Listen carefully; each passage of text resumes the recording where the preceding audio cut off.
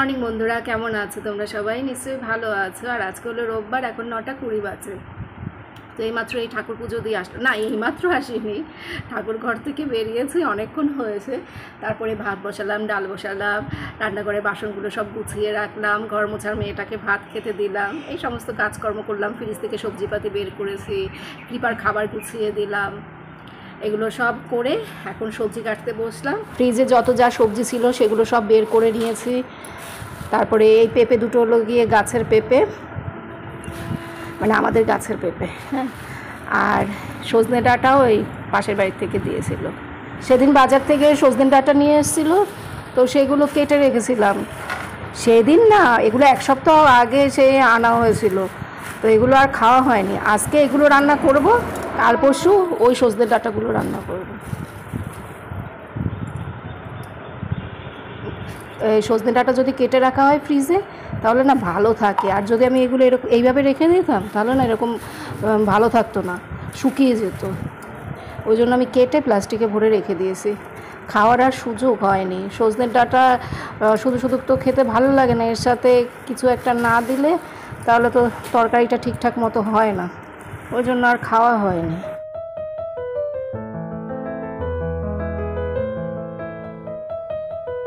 এই হলো বাড়ির গাছের সবজি, এই কটা লঙ্কা আর ছোট্ট একটা বেগুন। বেগুনগুলো এখন আর ভালো হচ্ছে না।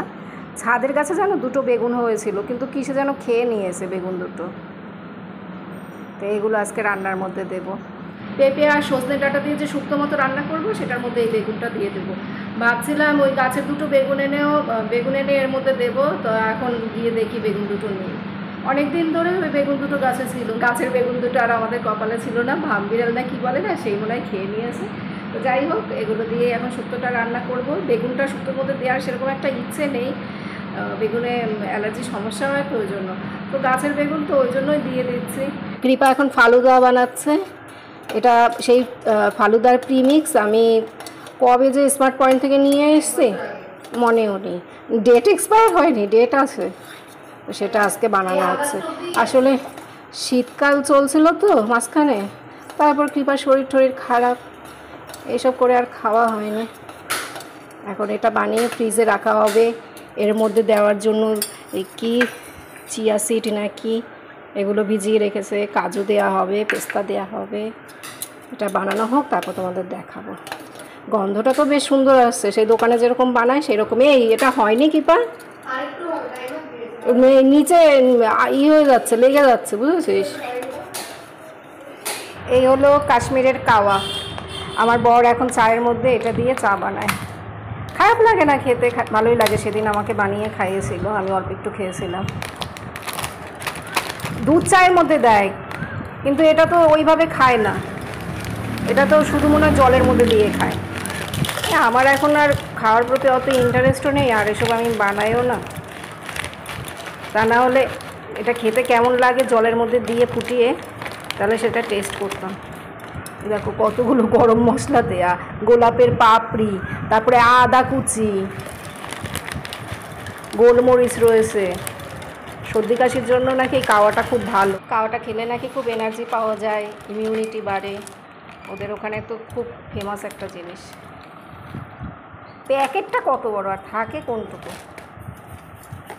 সব কিছু গুছিয়ে গাছিয়ে রেখে যাচ্ছি।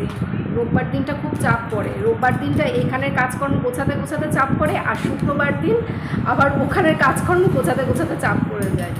তো শুক্র, শনি, রবি, এই 3 দিন সপ্তাহে আর কি, এই 3 দিন আমার উপরে হেভি প্রেশার যায়। ও না, আর সোমবার দিনও খুব প্রেশার থাকে। এখন মেটেটা রান্না করলেই আমার রান্না শেষ। তো মেটেটা না ভেজে নিলে ভালো হতো। আমার বর বলে মেটে রান্না করার আগে ভেজে নেবে, কিন্তু আমার না একটু খেয়াল ছিল না, মেটে ভাজার কথা একদমই মনে ছিল না। এবার ভালো করে কষিয়েই রান্না করব। এইভাবেই মশলার মধ্যে দিয়ে ভালো করে নেড়ে চেড়ে অনেকক্ষণ ধরে কষাবো, জালটা কম করে এইভাবে কষাই। আর এই যে টমেটো, আদা, লঙ্কা, এগুলো কিছুটা ফ্ল্যাটে নিয়ে যাব তো, আর বাকিটা ফ্রিজে রেখে দিচ্ছি, ঘরের ফ্রিজে। এগুলো এখন প্লাস্টিকে ভরতে হবে। ছোটোবেলা থেকে আমরা সবাই একটা কথা শুনে বড় হয়েছি, যারা ভালো কাজ করে, যারা ভালোভাবে চলে, ভগবান তাদেরকে সব সময় ভালো রাখে। তাদের সাথে সবসময় ভালোটাই ঘটে থাকে। কিন্তু এখন মনে হচ্ছে এটা একটা আদর্শ জ্ঞান ছাড়া আর কিছুই না। মানুষ যখন ভালোভাবে চলে, ভালো কাজ করে, তখন কিছু মানুষ টেকেন ফর গ্রান্টেড করে তাদেরকে। ঠাকুরও তার ব্যতিক্রম না, ঠাকুরও ঠিক সেই মানুষগুলোকে টেকেন ফর গ্রান্টেড করে। সোজা কথায় বলতে গেলে যে যত বেশি সহ্য করে, আমরা কিন্তু তার মাথার উপরেই সমস্ত ভার চাপিয়ে দিতে বেশি পছন্দ করি। তো ঠাকুরও ঠিক সেই রকমই, যে যত বেশি সহ্য করে তার উপরেই সে আরও তত বেশি ভার চাপিয়ে দিতে পছন্দ করে। সে বইতে পারুক আর না পারুক সেটা ঠাকুর ভেবে দেখে না। হয়তো এই কথাগুলো তোমাদের অনেকের খারাপও লাগতে পারে, কিন্তু আমি জানো তো এখন এই কথাগুলো মনে প্রাণে বিশ্বাস করি। এই সজনে গাছ থেকে সজনের ডাঁটা পেরেছে, সজনে পাতায় কচিগুলো দেখে পাতাগুলো নিয়ে ভাজা করি। মেয়ের তো এসব তেলে ভাজা খাওয়া বারণ। সজনে ডাঁটাগুলো রেখে দিই। এটা অল্প একটু সময়ের জন্য ফ্রিজে রাখা হয়েছিল ফালুদাটা। কৃপা তো আবার ঠান্ডা খেতে পারবে না, সেজন্য অল্প একটু সময় রেখেছে। আমি যেটা খাবো সেটা ফ্রিজে রেখে দিস। আর এর মধ্যে কী দিয়েছি, এই কী দিয়েছিস, চকোসিরা? হ্যাঁ, এই যে গ্লাসের মধ্যে আইসক্রিম দেবে, তারপরে কাজু বাদাম, পেস্তা, আর হলো গিয়ে চিয়া সিড। হয়ে গেছে। এবার সব কিছু দিবি। চামচ দিয়ে নে,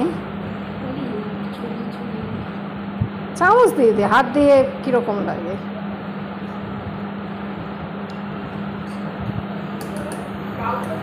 তুমি এটুকু খেয়ে নিও যদি এক্সট্রা থাকে। হ্যাঁ, আমি আজকে কখন খাবো, ফ্রিজে রেখে দেই। আমি তো এখন আর এ সমস্ত কিছুই খাই না, আগে তো কত কিছু খেতাম। এবার কি দিবি, আইসক্রিম? হ্যাঁ, এটুকু রেখে দাও ফ্রিজে, তুমি আর বাবা খেয়ে দেবো। ফালুদাটা কৃপা বেশ ভালোই বানিয়েছে, দেখতে একদম দোকানের মতো হয়েছে, আর খেতেও বেশ ভালো হয়েছে। তবে মিষ্টিটা একটু বেশি, এর মধ্যে কী যে মেশানো থাকে জানি না, প্রচণ্ড মিষ্টি লাগছিল। আমরা দোকান থেকে যেটা কিনে খাই সেটা কিন্তু এতটা মিষ্টি লাগে না, ওগুলোর মধ্যে মনে হয় আরও বেশি পরিমাণে জল মেশায়। আর এখানে আমি সজনে পাতার বড়াগুলো করে নিচ্ছি। কচি কচি দেখে পাতাগুলো দিয়েছিল, সেগুলো দিয়ে বড়া করে নিলাম। আর যাদের গাছের এই সজনে পাতা তাদেরকেও কিছুটা বড়া দিয়ে আসবো। পেঁপে, ডাঁটা, লাউ, আর জানি কী দিলাম, বেগুন, আরেকটা সবজি দিয়েছি, কী দিয়েছি মনে করতে পারছি না, 5 রকমের সবজি রয়েছে।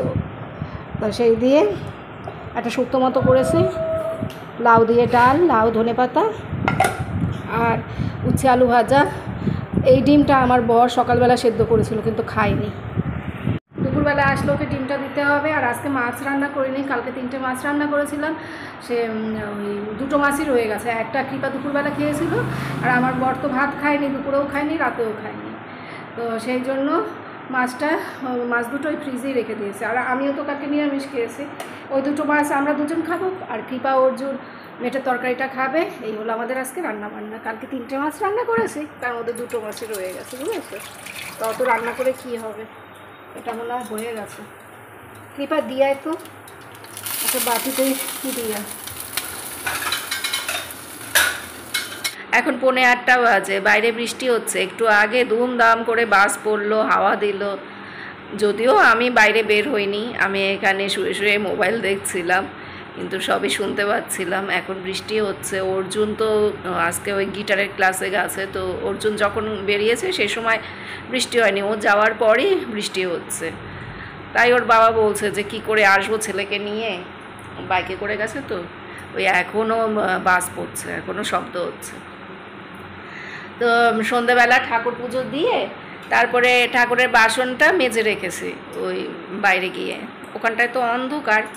এবার ঘরে এসে তারপরে আমি আর কি ফিল করছি যে আমার হাতের আংটিটা নেই, আমার আঙুলে যে পলা আংটিটা থাকে না, সেইটা নেই। হ্যাঁ, আমি বলি আমার আঙুলটা খালি খালি লাগছে, আমি কি আংটিটা খুলে রেখেছি নাকি?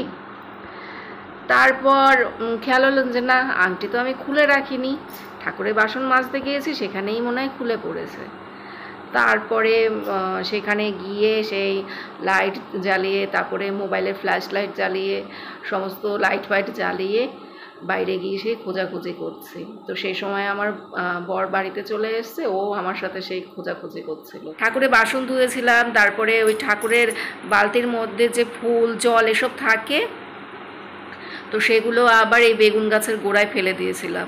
তারপরে ওই ফুল গাছগুলোতে জল দিয়েছি, কাঁচা লঙ্কা গাছে জল দিয়েছি। এবার আমি আমার বরকে বলছি যে এই ফুলের মধ্যে হয়তো বা পড়ে রয়েছে, আমি তো এইসব গাছে জল দিয়েছি। সাথে সাথেই আমার খেয়াল হয়েছিল ভাগ্যিস। তারপর দেখি কি ওই পাশে যে ওই একটা কাটা ফুল গাছ রয়েছে, সেই গোড়ায় আংটিটা ভেঙে পড়ে রয়েছে। এই যে দেখো, প্রথমে এই এক টুকরো পেয়েছি, ওই গাছের গোড়াতেই পেয়েছি মাটির মধ্যে। তারপর আমার বর বলে কি যে এক টুকরো যখন পেয়েছো তখন আরেক টুকরো পাবে, এখানেই আছে। তারপরে সেটা পেয়েছি টবের নিচে আরেক টুকরো পেলাম, আংটিটা ভেঙে গেল। এত মন খারাপ লাগছিল যখন খুঁজে পাচ্ছিলাম না। সোনা হারানো তো ভালো না, সোনা হারানোও ভালো না, আর সোনা পাওয়াও ভালো না, সেটাই জানি, ছোটোবেলা থেকে সেটাই শুনে এসছি। তাই বরকে বলছিলাম সময়টা কত খারাপ যাচ্ছে। এমনিতেই মেয়ে অসুস্থ, মাঝে মধ্যে মেয়ের এটা ওটা টেস্ট করাতে হচ্ছে, তার মধ্যে আবার সোনার জিনিসটাও হারিয়ে ফেলছিলাম। যাক, ঠাকুরের আশীর্বাদে এই জিনিসটা পেলাম। ভেঙে গেছে, হয়তো এটা আর পড়তে পারবো না, জানি না এটা আর ব্যবহার করা যাবে কি না। এই জন্য জানো তো সোনার জিনিস পড়তে চাই না। সোনার জিনিস পড়লে না সব সময় সতর্কভাবে চলতে হয়। আর পরবো না সোনার জিনিস তো সেরকম একটা পরিই না। তারপর মাঝে মধ্যে মনে হয় যে সোনার যেটুকু যা জিনিস আছে একদমই পরা হয় না, কারণ এগুলো ব্যবহার করতে গেলে সবসময় ওই সতর্কভাবে থাকতে হয়। আর বাইরে এখন সোনা পড়ে যাওয়াও রিস্ক, ওই জন্য একদমই সোনার জিনিস ব্যবহার করি না। তো মাঝে মধ্যে শখ হয় যে সোনার জিনিসগুলো যেটুকু যা টুকটাক রয়েছে একদমই পরা হয় না, ওই জন্য শখ করে মাঝে মধ্যে পরি। তবে আংটিটা তো আমি মানে রাফ ইউজ করি, সবসময় আমার হাতে থাকে। এই মনে হয় 1.5-2 বছর ধরে মনে হয় আংটিটা পরছি। যাই হোক, এই হলো আমার আপডেট। আমার যে কি সময় খারাপ যাচ্ছে। এই দেখো সজনের ডাঁটা, উপরের দিকে প্রচুর সজনের ডাঁটা, ওগুলো কি করে পারবে কে জানে, ওখানে কি উঠতে পারবে নাকি। আচ্ছা, 2টো গাছ আমি এইমাত্র খেয়াল করলাম, 1টা 2টো 3টে মনে হয়, 3টে গাছ মনে হয়। এই যে এই গাছটা দেখো বড়, এই গাছটা, হ্যাঁ, তারপরে এই যে পাশাপাশি 2টো আছে, এই যে 2টো, 3টে গাছ। আজকে তো এই 2টোর থেকে পাড়া হয়েছে, এটার থেকে আর এইটার থেকে, ছোট 2টোর থেকে। এই একটা বড় গাছ, এটাতেই তো অনেক সজনের ডাঁটা, উপরের দিকে প্রচুর রয়েছে। সজনে পাতার বড়া খেতে খুব ভালো লাগে, বড়াগুলো ভালো হয়েছিল। কৃপা খেয়েছিল, কৃপার বাবা খেয়েছিল, আমি মনে হয় একটা খেয়েছি।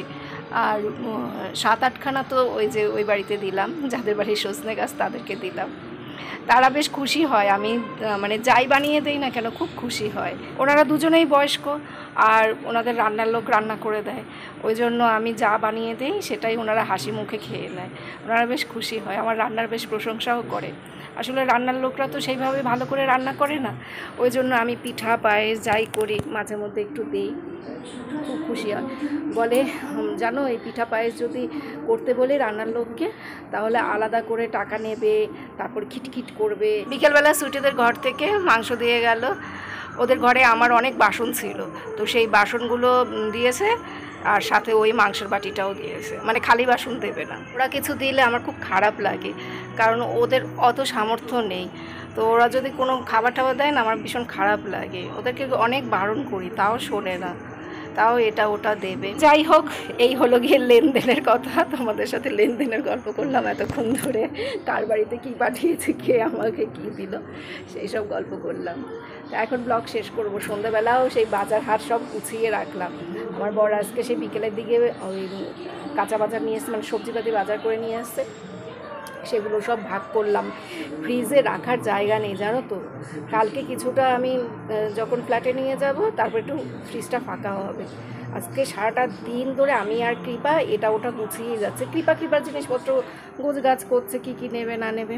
আর আমি তো পুরো সেই মানে বাজার হাট, তারপর ঘরে কি লাগবে না লাগবে এমনি জিনিসপত্র, ওই মুখের ক্রিম নেই, ক্রিম নিলাম, তারপর আর কি নিলাম, ওই সার্ফ না, ও ফেস ওয়াশ নিয়েছি, এইসব নেই তো, এগুলো নিয়েছি।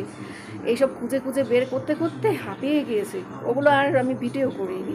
ভিডিও করতে গেলে না আমি সব ভুলে যাবো, এমনিতেই আমার খুব আর কি ভুল হচ্ছে, ভুলভাল কাজকর্ম করছি। যাই হোক বন্ধুরা, এখন ব্লগ শেষ করে দিচ্ছি। তোমরা সবাই ভালো থেকো, সুস্থ থেকো, সাবধানে থেকো। এখন তাড়াতাড়ি ঘুমিয়ে পড়বো। আবার এই সোমবার মানে কালকে তো সোমবার, ভোর 4টার সময় উঠতে হবে। তো অ্যালার্ম দিয়ে রাখবো, অলরেডি 10:30টার মতো প্রায় বাজে। তো তোমরা সবাই ভালো থেকো, সুস্থ থেকো, সাবধানে থেকো। আবার আগামীকাল দেখা হবে। টাটা বন্ধুরা।